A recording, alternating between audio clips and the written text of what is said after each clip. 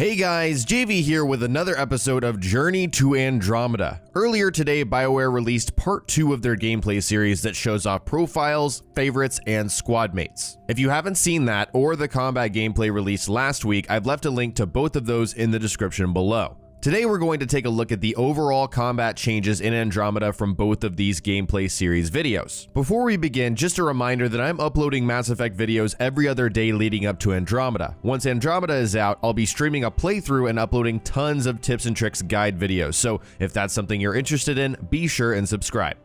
First, let's talk about movement and cover, because these two things are very different in Andromeda. We can tell from these gameplay videos that there's so much more mobility in Andromeda compared to the original trilogy. The Pathfinder is equipped with a jump jet that allows him or her to jump, evade, and hover. A combination of those. We don't know if there's some kind of cooldown associated with the jump jet as far as I know, but the main point here is that you don't feel weighted down like Shepard did. Shepard felt heavy, and of course that's okay. There's nothing wrong with that, but Andromeda, you truly are unshackled in that sense. You're going to be able to move around the battlefield in a number of different ways very quickly. There's also a dynamic cover system whereby you can use anything for cover. I can't tell you how many times in the original trilogy when I'm playing on a harder difficulty like Insanity, for example, where I try to use something for cover and it just doesn't work. So essentially, and apparently from what we've seen from this gameplay, we can use absolutely anything for cover, including our own Nomad, which is the new Mako, which is very, very cool. So it makes sense because if you're able to move around the battlefield really quickly, you'll have to jump in and out of anything for cover, and that's great. So I hope to see more of what we can use for cover in future gameplay. Now let's talk about weapons, and BioWare spent a good amount of the first video talking about them. So let's dive in. First off, there are 4 categories of weapons: pistols, shotguns, snipers, and assault rifles. That means that submachine guns are out, but we could have machine pistols, so I wouldn't be too worried about that. Similar to skills, all guns are available to every kind of Pathfinder. There are no restrictions based on any kind of skills that you're using. You can use whatever you want. From the pause menu, we can tell that weapons seem to have a rarity level, so you'll see different shots of an ultra rare shotgun, an ultra rare assault rifle, and so there is some kind of rarity there. We don't know how that affects the weapon per se. I'm assuming that just means it's a better version of, whatever kind of weapon type you're using, so that's something to keep in mind. Weapons also have a tier that can be upgraded, which is very similar to Mass Effect 1. If you play the very first game, there was 1 through 6, or 1 through 10 actually. I think there were 10 tiers in that game. So far we can see 5 tiers in Andromeda,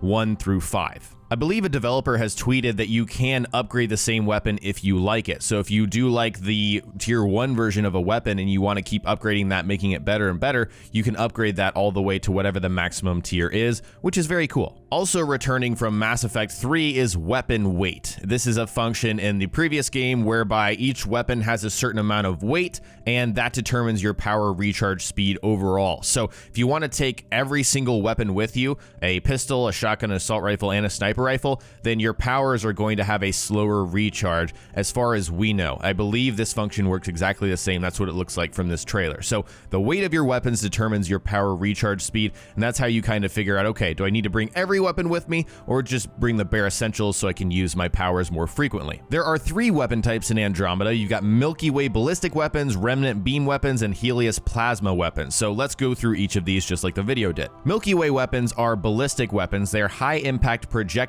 based. They are great against non-shielded targets, which is something to keep in mind if you want to switch to a Milky Way weapon after you've gotten rid of the shield of whatever target you're on. They have ammunition, so you have to worry about that, thermal clips, all of that. And we have some returning weapons. For example, we see the Matic in the trailer and some other returning, favorites from the series. Next are remnant weapons, which are beam based. They have a high rate of fire, high accuracy, no ammunition. So these are literal beams that will overheat if you use them too much. If you overheat the weapon, you'll have to wait until it cools down, and then you can start using it again. I'm very curious to see how remnant weapons will work. I'm sure they won't be too powerful because not having ammo is really, a powerful thing, right? And I'm sure in multiplayer, remnant weapons will be limited as well, because I feel like these would be really powerful if you don't have to worry about ammo. The final weapon type is Helios, which are plasma-based weapons. They have a slower speed, the projectiles are slower, but they are heat-seeking, so that's really interesting. And some are charge-based. You can hold down the fire button and release for more damage than you would otherwise. Something I wonder about these weapon types is if we'll find different categories of weapons for each type. For example, is there going to be a pistol, sniper rifle, assault rifle, and shotgun from the Milky Way,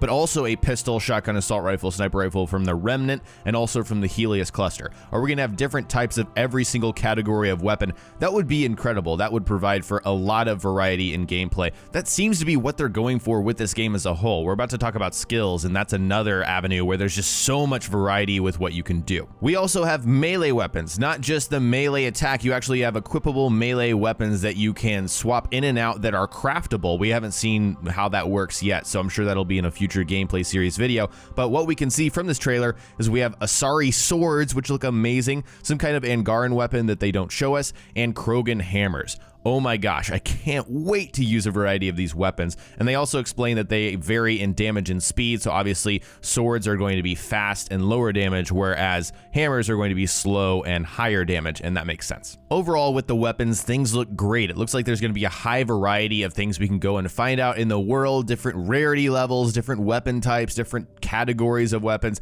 There's so much we can work with, and I'm very excited to find all of the weapons in the game. Let's talk about skills. There are no restrictions on skill selection in Andromeda. It is not like the previous trilogy where you could, pick a class and then that's the skills that you had. It's not like that at all because there are no classes. That's been repurposed into something called profiles. We'll talk about that after skills, but just know there are no restrictions on skill selection in this game. While there are so many skills in the game, the Pathfinder can only have 3 active skills at a time, so you'll need to choose wisely, find what synergizes with what. However, you can swap them in and out using the favorite system. That's something we'll also talk about in just a second here. Skills are filed under 3 categories, as we know: combat, tech, and biotics. That is essentially, returning from the previous trilogy. Same stuff going on here. Combat focuses on weapons and gear. Combat is interesting. It looks like it's something that you'll need to put a little bit of points into unless you don't want to use any weapons whatsoever. Active combat skills are Omni Grenade, Concussive Shot, Barricade, Turbocharge, Trip Mine, and Flat Cannon. Those are the only active skills,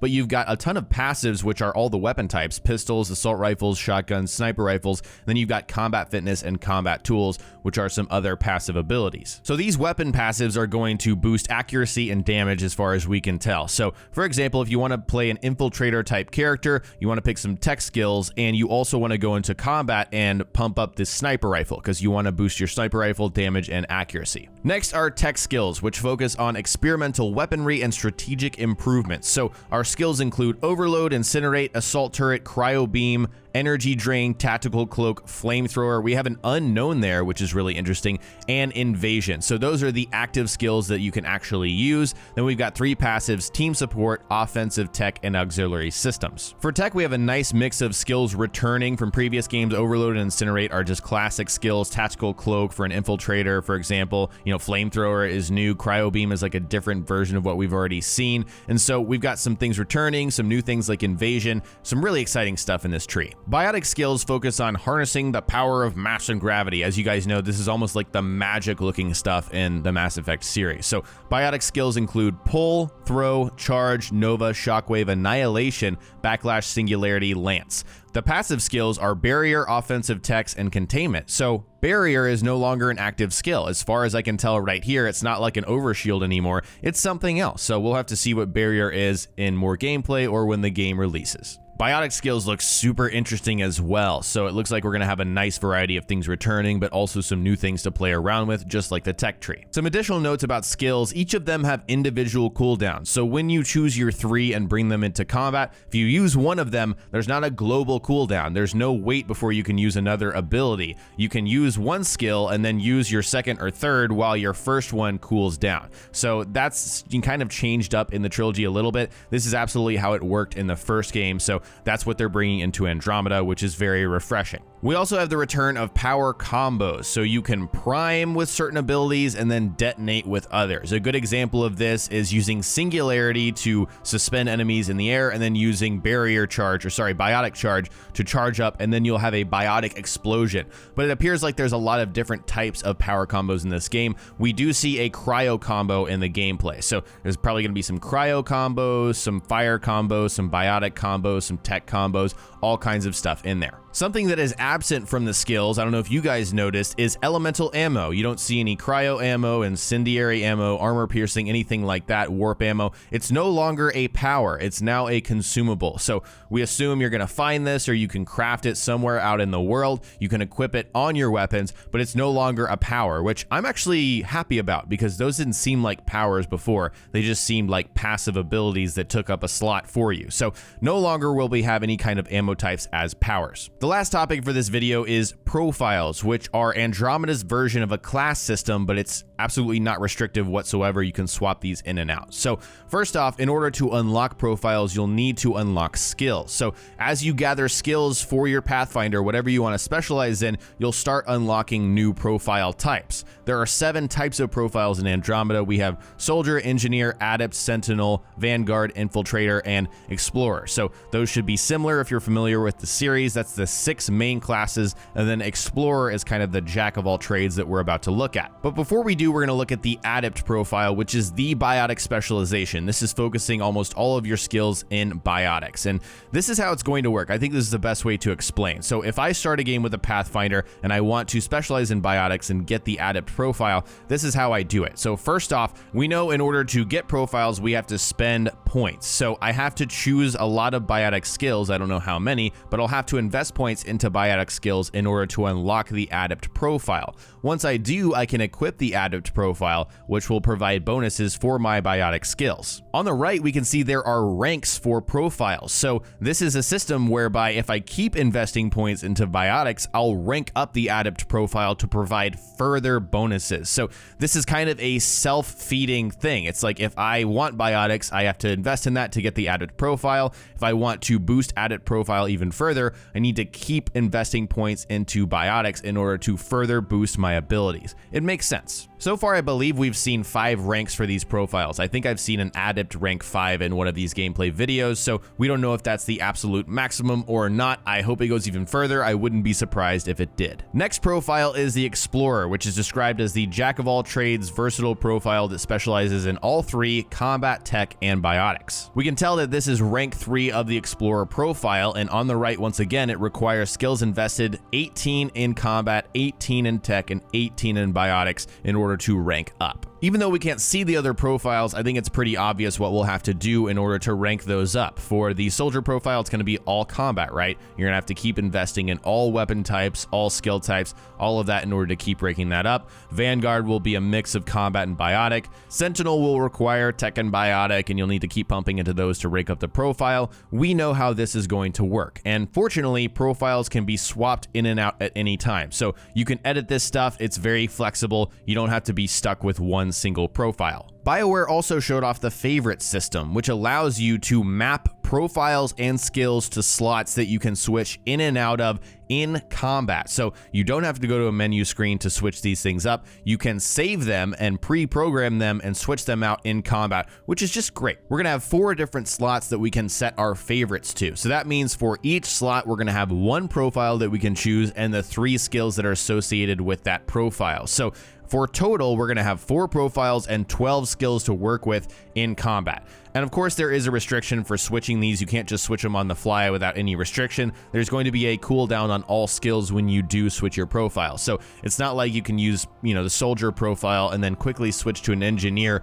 with no cooldown. You're going to have to wait for that cooldown. One big thing that isn't explained in the trailer but has been reported by multiple sources is that the power wheel is gone. No longer can you pause combat and issue different powers from your squad mates. So that is something that is a little, kind of shocking to me, but the explanation does make sense. They do explain that they got rid of it because combat is a lot more faster and fluid, and being able to pause combat kind of goes against that, style. It doesn't make sense that you're going to be moving around really quickly and jumping and hovering and doing all this stuff and also pausing to issue commands. You can still issue commands with your squad mates. They do have part of that in the trailer, but I'm going to cover that in a later video. So just know that the power wheel is gone, but you can pause combat to switch out, profiles and favorites like we just talked about. You can pause combat at any time to change your weapon and do that stuff, equip consumables like ammo and all that, but you can't pause combat and issue powers. All right, that is essentially all that has been revealed about combat so far. I tried to get everything in here from both of those gameplay trailers and as a few additional things that have been reported or are from additional trailers. So I hope you guys learned something new from this video. If you did, remember to hit that like button. I'd really appreciate it. And remember to subscribe for more Andromeda. So much Andromeda leading up to the game's release and afterwards. So if that's something you're interested in, once again, please remember to subscribe. Hope you guys enjoyed the video, and I will talk to you next time.